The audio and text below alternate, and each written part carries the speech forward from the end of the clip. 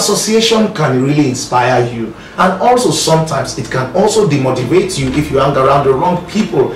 So choose today, friends, to look for the people who are doing well in the area of your calling. If you've met with them, take time to spend quality time with them, serving them or listening to them, and before you know it, you will have courage on the things that God has spoken to you. I never knew I could do this as a minister. I used to be a contractor, a project manager, but today I am preaching and I'm teaching, motivating the people, inspiring them to become the best that God would want them to be. I want to encourage you today. Is there something God has put in your heart? Go ahead and look for someone who is already doing it. Meet that person, discuss with that person, let that person know that you're interested in doing what he is doing. And trust me, the more you hear from that person, the more you see that person accomplish much, the more inspiration comes to your heart. The third point today is fasting.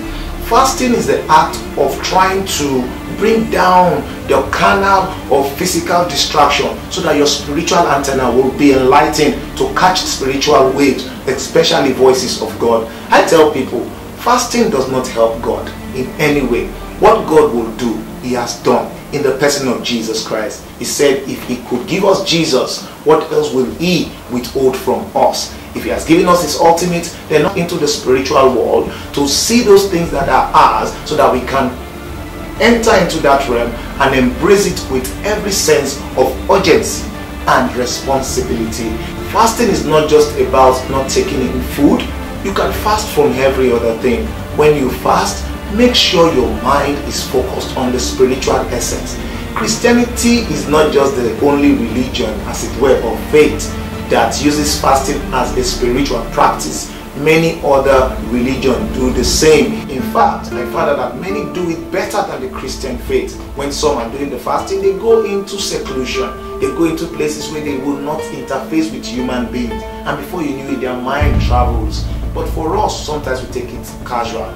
This is the point.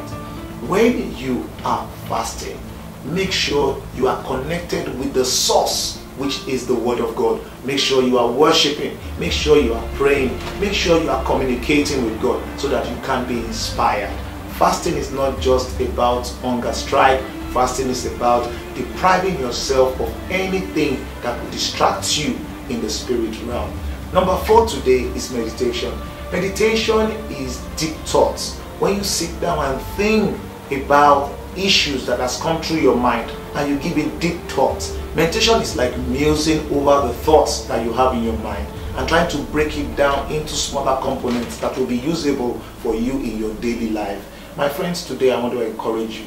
Take time to meditate. Just like how the Word of God says in Joshua 1:8. He said, this book of the law shall not depart out of your mouth, for you shall meditate in it day and night, and you will observe to do according to all that is written in it, and then you will make your ways prosperous. Today I want to encourage you, take time out, meditate on God's word. There are many things in the Word of God that God will bring out to you that will jump out of the pages of the black and white Bible, and before you know it, it causes inspiration in your spirit, and before you know it, you go ahead and do that which God has ordained for you to do. Finally, for today, I would like to talk about worship. Worship is another sure way of being inspired by God. When you worship, you kind of blot out every human interference around you, and your focus is solely on Jesus Christ. I want you to know today that worship is an act of singing to God melodies and hymns in your heart, so that everything around you will fade away and you look unto Jesus, who is the source of your inspiration. I believe as you listen to this today, as you go out, I want to encourage you, do all you can to be inspired by these 5 methods, and I trust God for you that at the end you will be inspired extremely. I want you to notice that these 5 methods are not natural to everybody. Some of us are good in worship, some better in meditation, some pray better than the other. For example, in my family, my wife is better in worship, I'm better in meditation. The point I'm trying to bring out here is, do not castigate somebody else for not doing a spiritual activity better than you, because the truth is you might never be better than them in every of those spiritual activities. Just make sure you focus on the one. You don't need the 5 to be inspired. Just one can give you that edge in the spiritual world against spiritual manipulations from the wicked one. And I believe God today for you, that as you go out, you will enjoy mercy, you will enjoy grace, you will enjoy fulfillment, and the Lord who has called you will be your backing and will see you through life's challenges and bring you to the place of ultimate fulfillment. Thank you for listening to us today.